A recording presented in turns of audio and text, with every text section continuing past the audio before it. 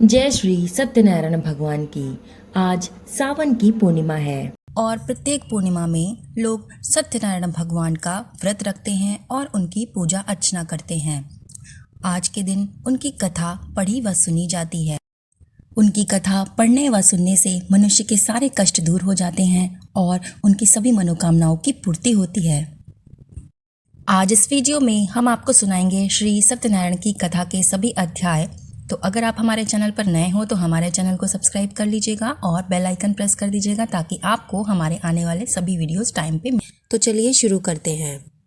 एक समय की बात है, नैमिषारण्य तीर्थ में शौनकादि 88,000 ऋषियों ने श्री सूत जी से पूछा कि हे प्रभु, इस कलयुग में वेद विद्या रहित मनुष्यों को प्रभु भक्ति किस प्रकार मिल सकती है तथा उनका उद्धार कैसे हो सकता है। हे मुनि श्रेष्ठ, ऐसा कोई तब बताइए जिससे थोड़े समय में ही पुण्य मिले और मनचाहा फल भी मिल जाए। इस प्रकार की कथा सुनने की इच्छा हम रखते हैं। सर्वशास्त्रों के ज्ञाता सूत जी बोले, हे वैष्णवों में पूज्य, आप सभी ने प्राणियों के हित की बात पूछी है, इसलिए मैं एक ऐसे श्रेष्ठ व्रत के बारे में आप लोगों को बताऊंगा जिसे नारद जी ने लक्ष्मी नारायण जी से पूछा था और लक्ष्मीपति ने मुनि श्रेष्ठ नारद जी से कहा था। आप इसे ध्यानपूर्वक सुने। एक समय की बात है, योगी राज नारद जी दूसरों के हित की इच्छा के लिए अनेकों लोकों में घूमते हुए मृत्युलोक में आ पहुँचे। यहाँ उन्होंने अनेकों योनियों में जन्मे सभी मनुष्यों को देखा जो अपने कर्मों द्वारा अनेकों दुखों से पीड़ित थे। उनके दुखों को देखकर नारद जी सोचने लगे कि ऐसा प्रयास किया जाए जिसको करने से निश्चित रूप से मानव के दुखों का अंत हो जाए। इसी विचार पर मनन करते हुए वो विष्णु लोक में पहुंच गए। वहां वो देवों के भगवान विष्णु जी की स्तुति करने लगे, जिनके हाथों में शंख, चक्र, गदा और पद्म थे। वह गले में वरमाला पहने हुए थे। स्तुति करते हुए नारद जी उनसे बोले कि हे भगवान, आप अत्यंत शक्तिशाली हैं। मन तथा वाणी भी आपको नहीं पा सकती है। ना तो आपका आदि है, ना ही मध्य और ना ही अंत है। निर्गुण स्वरूप सृष्टि के कारक, भक्तों के दुख को दूर करने वाले आपको मेरा नमस्कार है। नारद जी की स्तुति सुन भगवान विष्णु बोले, हे नारद मुनि, आपके मन में क्या बात है? आप किस काम के लिए यहाँ पधारे हैं? आप कृपया करके निसंकोच कहो। इस पर नारद मुनि बोले कि मृत्युलोक में अनेकों योनियों में जन्मे मनुष्यों के कर्मों के द्वारा उनको अनेक दुख भोगने पड़ रहे हैं। हे नाथ, अगर आपको मुझ पर दया है तो आप मुझे बताइए कि मनुष्य थोड़े प्रयास से ही अपने दुखों से कैसे छुटकारा पा सकता है। तो श्री नारायण जी बोले कि हे नारद मुनि, मनुष्यों की भलाई के लिए तुमने बहुत ही अच्छी बात पूछी है, जिसके करने से मनुष्य मोह से छूट जाता है। वह बात मैं तुमको बताता हूँ, सुनो। स्वर्गलोक व मृत्युलोक दोनों में एक दुर्बल उत्तम व्रत है जो पुण्य देने वाला है। आज प्रेमवश होकर मैं तुमसे वो कहता हूँ। श्री सत्यनारायण भगवान का ये व्रत अच्छी तरह विधि विधान पूर्वक करने से मनुष्य तुरंत ही यहाँ सुख भोग कर मरने पर मोक्ष पाता है। श्री हरि के वचन सुन नारद जी बोले कि उस व्रत का क्या फल है और उसका विधान क्या है। ये व्रत किसने किया था? इस व्रत को किस दिन करना चाहिए? सभी कुछ आप कृपया करके विस्तार में मुझे बताएं। नारद की बात सुनकर श्री हरि बोले कि दुख व शोक को दूर करने वाला ये व्रत सभी स्थानों पर विजय दिलाने वाला है। मानव को भक्ति व श्रद्धा के साथ शाम को श्री सत्यनारायण की पूजा धर्मपरायण होकर ब्राह्मणों व बंधुओं के साथ करनी चाहिए। भक्ति भाव से नैवेद्य, केले का फल, घी, दूध और गेहूं का आटा सवाया लें। गेहूं के स्थान पर साठी का आटा, शक्कर तथा गुड़ लेकर वह सभी भक्षण योग्य पदार्थों को मिलाकर भगवान का भोग लगाएं। ब्राह्मणों सहित सभी लोगों को भोजन कराएं। उसके बाद स्वयं भोजन करें। भजन कीर्तन के साथ भगवान की भक्ति में लीन हो जाएं। इस तरह से श्री सत्यनारायण भगवान का व्रत करने पर मनुष्य की सारी इच्छाएं निश्चित रूप में पूरी होती हैं। इस कलिकाल अर्थात कल युग में मृत्यु लोक में मोक्ष का यही एक सरल उपाय उन्होंने बताया है। यहीं पे सत्यनारायण जी का प्रथम अध्याय संपूर्ण होता है। सत्यनारायण कथा का द्वितीय अध्याय। श्री सूत जी बोले, हे ऋषियों, जिसने सबसे पहले इस व्रत को किया था उसका इतिहास मैं तुमसे कहता हूँ, ध्यानपूर्वक सुनो। सुंदर काशीपुर नगरी में एक अत्यंत गरीब ब्राह्मण रहता था। ब्राह्मणों से प्रेम करने वाले भगवान ने एक दिन ब्राह्मण का रूप धरकर उसके पास गए और उसके पास जाकर पूछा कि हे विप्र, नित्य दुखी होकर तुम पृथ्वी पर क्यों घूम रहे हो? दीन ब्राह्मण बोला, मैं निर्धन ब्राह्मण हूँ, भिक्षा के लिए धरती पर घूमता रहता हूँ। हे भगवान, यदि आप इसका कोई उपाय जानते हो तो कृपा करके बताइए। वृद्ध ब्राह्मण कहता है कि सत्यनारायण भगवान मन वांछित फल देने वाले हैं, इसके लिए तुम उनका पूजन करो।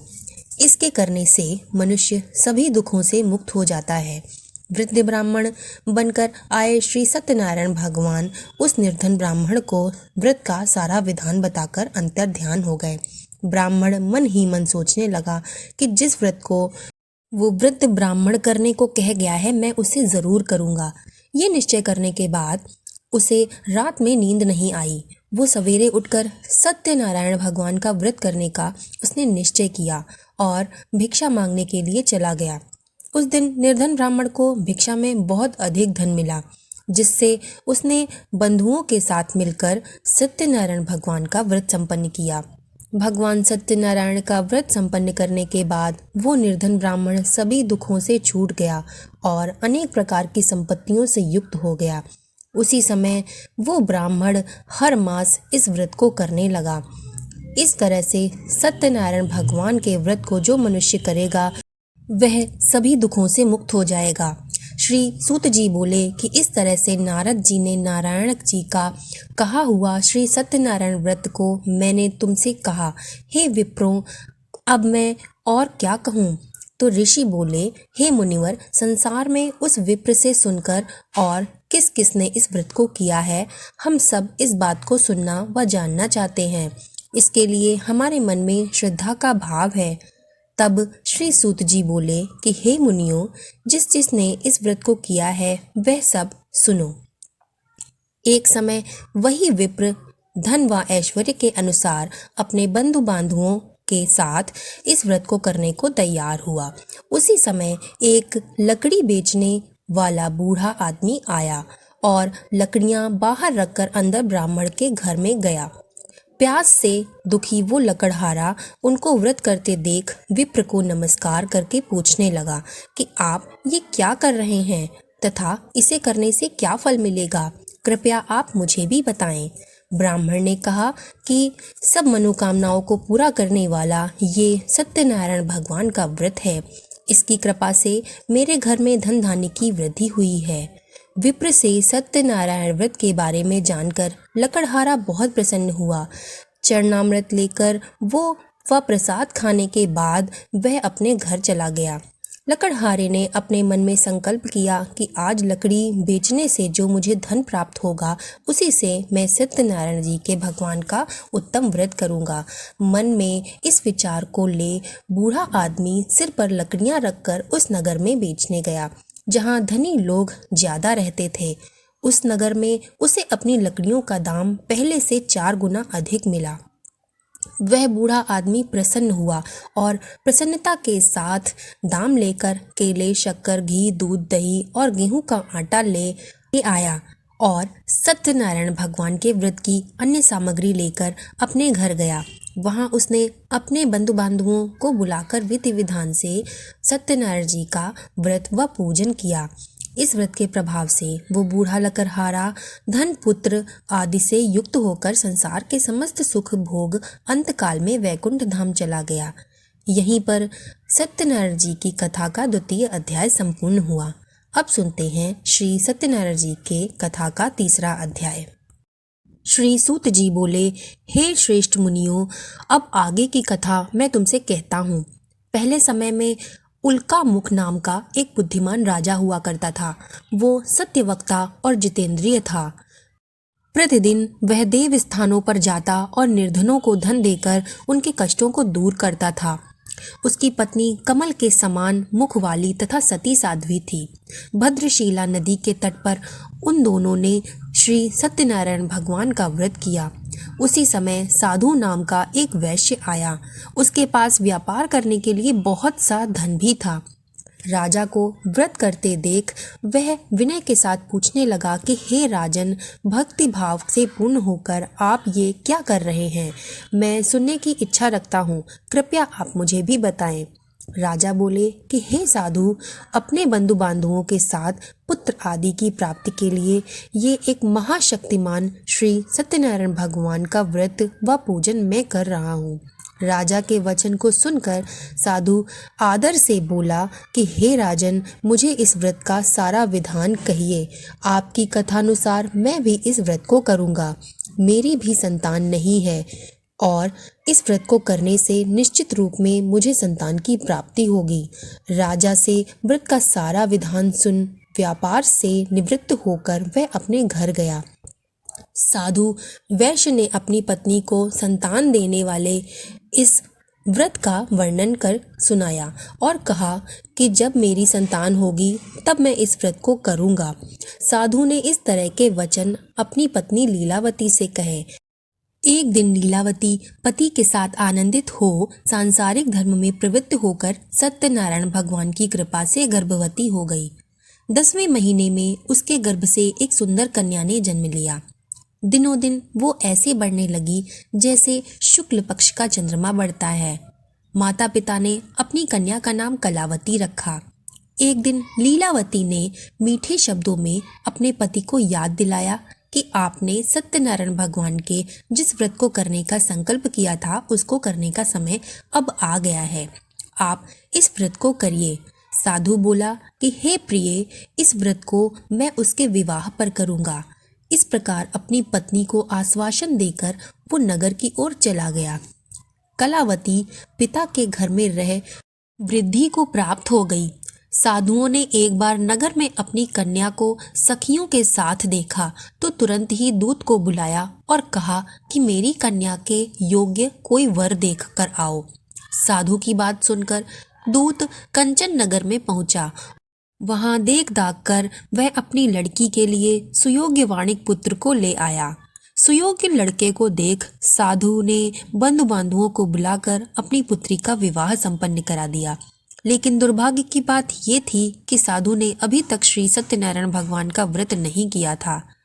इस पर श्री भगवान क्रोधित हो गए और उन्होंने श्राप दिया कि साधु को अत्यधिक दुख मिले। अपने कार्य में कुशल साधु बनिया जमाई को लेकर समुद्र के पास स्थित होकर वहां जाकर ससुर और दामाद दोनों मिलकर चंद्रकेतु राजा के नगर में व्यापार करने लगे। एक दिन भगवान सत्यनारायण की माया से एक चोर राजा का धन चुराकर भाग रहा था। उसने राजा के सिपाहियों को अपना पीछा करते हुए देख चुराया हुआ धन वहां रख दिया जहां साधु अपने जमाई के साथ ठहरा हुआ था। राजा के सिपाहियों ने साधु वैश्य के पास राजा का धन पड़ा हुआ देखा तो वह ससुर जमाई दोनों को बांधकर प्रसन्नता से राजा के पास ले गए और उन्होंने राजा से कहा कि हम उन दोनों चोरों को पकड़कर ले आए हैं, आप कृपा करके आगे की कार्यवाही करने की आज्ञा दें। राजा की आज्ञा से उन दोनों को कठिन कारावास में डाल दिया गया और उनका सारा धन भी छीन लिया गया। श्री सत्यनारायण भगवान के श्राप से साधु की पत्नी भी बहुत दुखी हुई।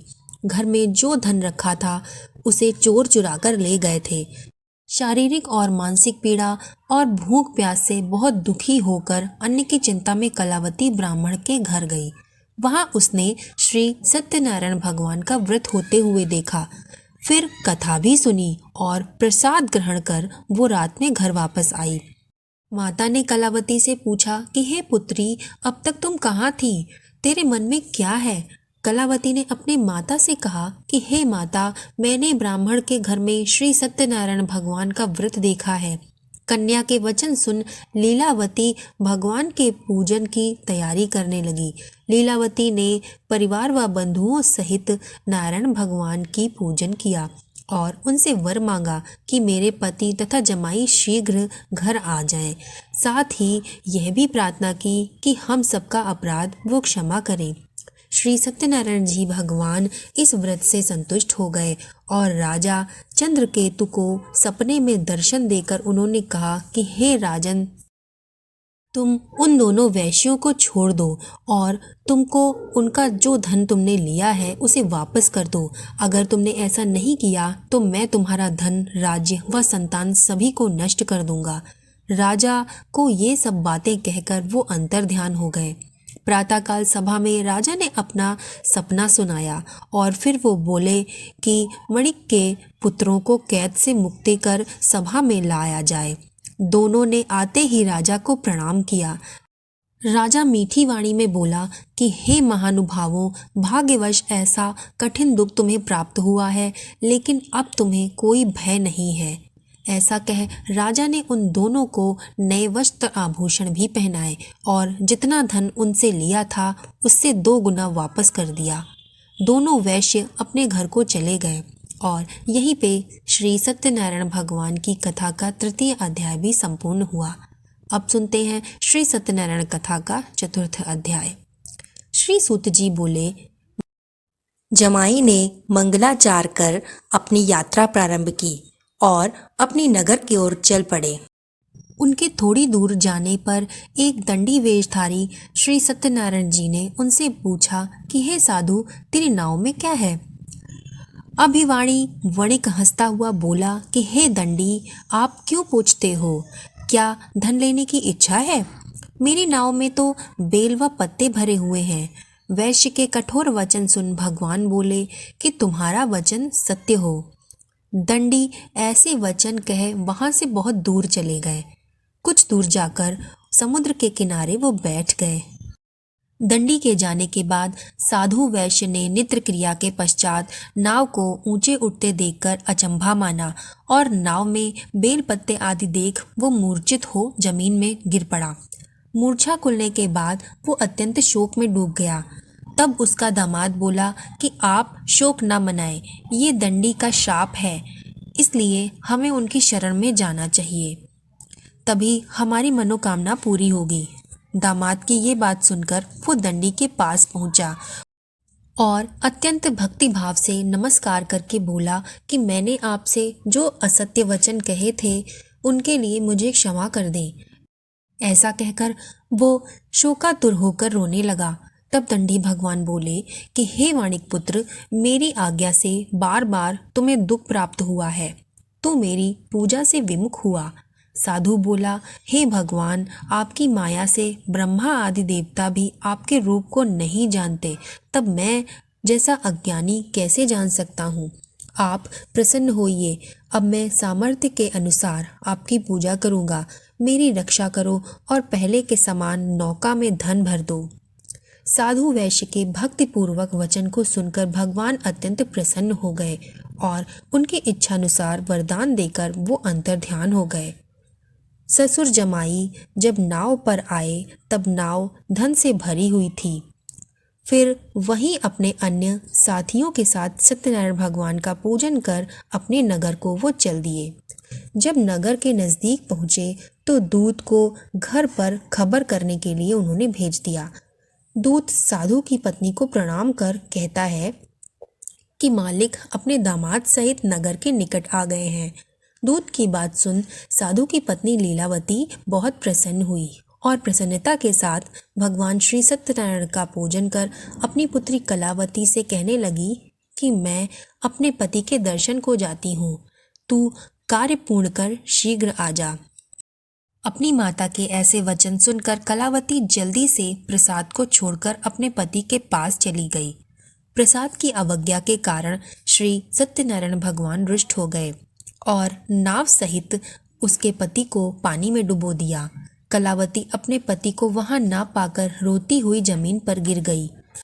नौका को डूबा हुआ देख व कन्या को रोता देख साधु दुखी होकर बोला कि हे प्रभु, मुझसे तथा मेरे परिवार से जो भूल हुई उसे क्षमा कर दें।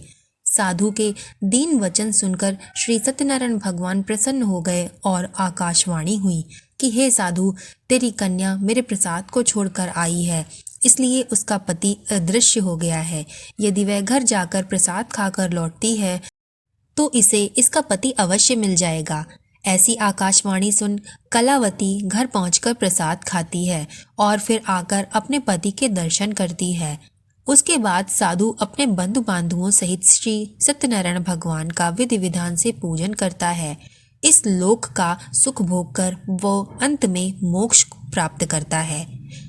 श्री सत्यनारायण कथा का चौथा अध्याय समाप्त हुआ। अब हम आपको श्री सत्यनारायण कथा का 5वां अध्याय सुनाते हैं। श्री सूत जी बोले कि हे ऋषियों, मैं एक और कथा भी तुमको सुनाता हूँ और उसे भी ध्यानपूर्वक सुनो।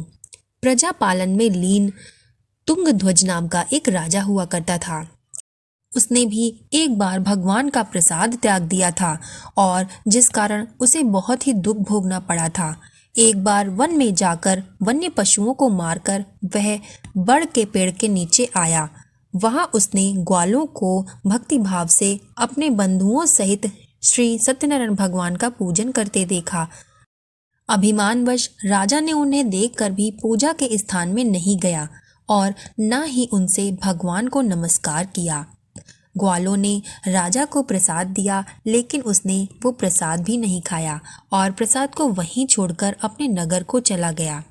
जब वह नगर में पहुंचा तो वहां सब कुछ तहस नहस हो चुका था। तो वह शीघ्र ही समझ गया कि ये सब भगवान ने ही किया है। वह दोबारा उन ग्वालों के पास पहुंचा और विधि पूर्वक पूजा करके प्रसाद खाया तो श्री सत्यनारायण भगवान की कृपा से सब कुछ उसका पहले जैसा हो गया। दीर्घ काल तक सुख भोगने के बाद उसको मरणोपरांत स्वर्गलोक की प्राप्ति हुई। जो मनुष्य परम दुर्लभ इस व्रत को करेगा तो भगवान सत्यनारायण की अनुकंपा से उसे धन धान्य की प्राप्ति होगी। निर्धन धनी हो जाता है और भय मुक्त जीवन जीता है। संतानहीन मनुष्य को संतान का सुख मिलता है और सारे मनोरथ पूरे होते हैं। मानव अंतकाल में वैकुंठ धाम को जाता है। श्री सूत जी बोले, जिन्होंने पहले इस व्रत को किया है, अब उनके दूसरे जन्म की कथा मैं तुमसे कहता हूँ। वृद्ध शतानंद ब्राह्मण ने सुदामा का जन्म लेकर मोक्ष की प्राप्ति की। लकड़हारे ने अगले जन्म में निषाद बनकर मोक्ष किया। उल्का मुख नाम का राजा दशरथ होकर वैकुंठ को गए। साधु नाम के वैश्य ने मोर ध्वज बनकर अपने पुत्र को आरे से चीरकर मोक्ष पाया। महाराज तुंगध्वज ने स्वयंभू होकर भगवान में भक्ति युक्त होकर मोक्ष पाया। यहीं पर श्री सत्यनारायण कथा का 5वां अध्याय भी संपूर्ण हुआ। श्री सत्यनारायण भगवान की इस कथा को सुनने वाले सभी मनुष्यों पर नारायण भगवान की कृपा सदा ही बनी रहे। हमारी कथा को अंत तक सुनने के लिए बहुत बहुत धन्यवाद। आपका दिन मंगलमय हो।